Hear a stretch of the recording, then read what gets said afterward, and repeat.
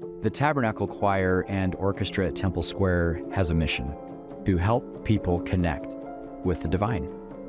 My mission, closely associated with that, is really to assist the choir's efforts in helping people to feel greater peace, more hope, and expanding joy. The Church of Jesus Christ of Latter-day Saints recently named Derrick Porter as the new executive producer, principal writer, and host of Music and the Spoken Word, a long-running and beloved religious radio and television series. We're excited to get to know him today. Derrick and his wife, Rebecca, are the parents of 6 children. Family is important to them, music is important to them, and we're excited to learn more about him and his hopes as he enters this new role. Derrick, welcome to Studio 5. Thank you. It's a pleasure to be here. Huge congratulations in order. What was your reaction when you received this opportunity? My first reaction was to about fall over. This was something I had never envisioned, thought of, nor dreamt of in my life, but very quickly it was followed by a resounding desire to say yes and to say, let's dive in and do this. I mean, wow, to grab the reins of such a legacy and, as I said, loved broadcast and tradition in so many homes and families. That's amazing. Your first broadcast was a month ago. Can you take me to that moment? Was there a standout moment or feeling or vibe as you stood there for the first time? You know, I thought for sure I was going to be nervous and have butterflies and the like, but I walked out on that stage the first time and felt completely normal. And I looked down in the audience and I saw friends and family and a whole bunch of people I didn't know, but everyone there had smiles on their faces, and I felt at home. And it's felt comfortable ever since. What a gift to be able to look at that first time when, by all definition, you could have and should have felt nervous, but to feel that peace or that comfort, that confidence, that is a gift to ride on. The previous host, Lloyd, he served in the position for 34 years. You've got a long runway ahead of you, my new friend. That's exciting. Was there a piece of advice that he shared with you that maybe landed just so or felt particularly meaningful to you? You know, Lloyd and I have been able to spend a lot of time together leading up to this moment that we're in now. And as we did, one thing that he said that stood out was, Derrick, always remember, this is not about you. This is about the people of the world. This broadcast goes out to more than 50 countries, thousands of television and radio transponders. And this is really a gift to the world of peace, of hope, of joy, and even of confidence. And I've tried to take that with me, and that's how I feel. What a great teacher. He is amazing. He's an amazing man. He is. Yeah, I'm sure he had many, many words of advice to share that you treasure.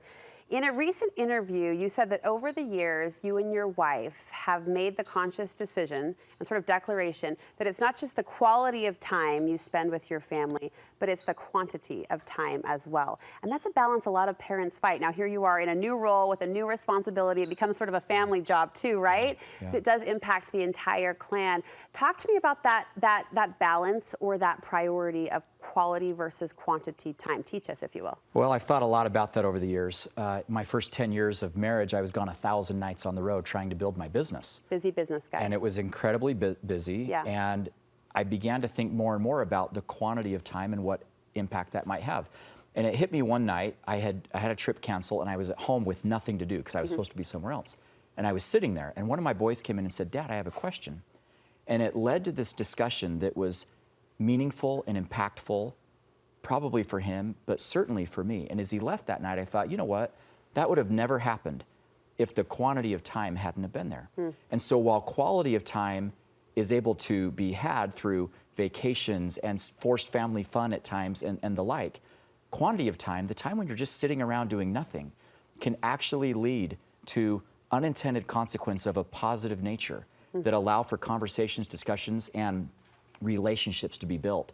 And so since then, I have thought, okay, I need to make sure that I'm around enough doing seemingly nothing to allow for those moments to occur. Just to be there. Just to be there. Yeah, I have to give credit. I think this is a beautiful swell and momentum that's happening as family dynamics evolve. But my husband has expressed similar sentiments that working from home at first wasn't a blessing, right? It didn't feel that way, but now just the ability to be present. And I do agree with you in the sense that I think sometimes we use quality of time as an out. Yeah. Like you gotta be there, you gotta be on the ground. Both are important. Sure. One without the other doesn't lead to a meaningful, sustainable relationship. Both together allow for, you know, true miracles and blessings and happiness to be found in the family. So true. What do the kids think of Dad's new job? You know, I got 6, so I got from 3 to 18. So some have no idea what it means. Yeah. Others were surprised when they came to the broadcast for the first time. Yeah. Some think it's really neat and ask me all the time questions about it, and others, haven't said anything about it. They're taking it in. But we've been there together as a family and talked about it, and it's been a lot of fun, and this is something that'll be a part of their life for many, many years to come. I noted you have a family motto that I respect. It's Porters can do hard things. Yeah. What do you feel is the most important lesson you could teach your kids that would drive them toward that grit or that theme? Well, that is literally painted in our garage. My wife, I came home from work one day and there was a massive painting in my garage that said Porters can do hard things. Can't escape it. It's still there today, so yeah. we see that every day when we're coming in and out. And that is something that we believe is imperative for people today to understand. This world we live in is volatile. Yeah. It's uncertain, it's complex, it's ambiguous, it's challenging. There's all sorts of issues that are around us today. But if we tell ourselves, I can do something hard, I could do hard things, giving ourselves that permission to have grit, to keep going, to try, to pick ourselves up when we fall, it's okay. It's no longer about succeeding or failing. It's just about pressing forward and finding true joy in the journey. Let's not do this journey without joy. Let's remember that we are to have joy, and we find joy from doing and tackling hard things. I love that. So many find joy as well through music. Are you a musical man yourself? I am. I grew up singing and performing. I met my wife actually doing this. Oh, look at that. It's been an enjoyable part of our life for many, many years and decades. Well, in conclusion, I would love to hear your thoughts on music as it intersects with faith. I think that's a tangible and beautiful way to connect with the divine is through music. As you've considered that connection and that relationship in this new role, what are your thoughts around that? Music is a language that connects people, regardless of verbal language spoken, because it connects us at the heart.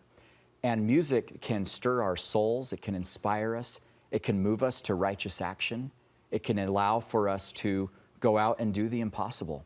And one of the things I've enjoyed most about music and the spoken word is being able to sit there every Sunday and hear this beautiful music, some of which I'm familiar with, some of which I'm not, but walking away every Sunday, learning, having felt, and having that change me. And that's something that I am just thrilled to be able to share with the world through music and the spoken word. Well said. I had a choir teacher, a former member of the Tabernacle Choir, actually, who one time taught us that anytime you sing or say the word God, whether it means something to you or means something to other people, that song instantly becomes more meaningful. And that's the kind of music and message you will carry to our homes every Sunday. We are listening. We are cheering you on, sir. Good luck. Thank you so very much. Great to get to know you. Thank you so much. Thank you.